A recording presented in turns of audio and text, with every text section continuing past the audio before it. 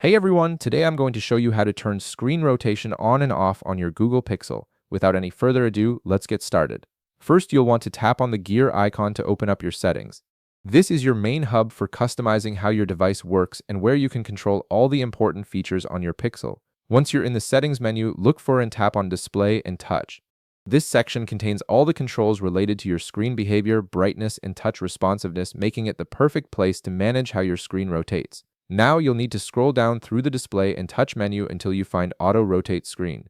This option controls whether your screen automatically adjusts its orientation when you tilt your phone between portrait and landscape mode. It's typically located in the middle section of this menu, so keep scrolling until you spot it. Right beside the Auto Rotate Screen option, you'll notice a toggle button. This is the control that determines whether the feature is active or not. Go ahead and tap this toggle to turn Auto Rotate off. When it's off, your screen will stay locked in whatever orientation you're currently using, which can be helpful when you're lying down or don't want the screen constantly flipping. If you want to turn Auto Rotate back on, simply tap the toggle button again.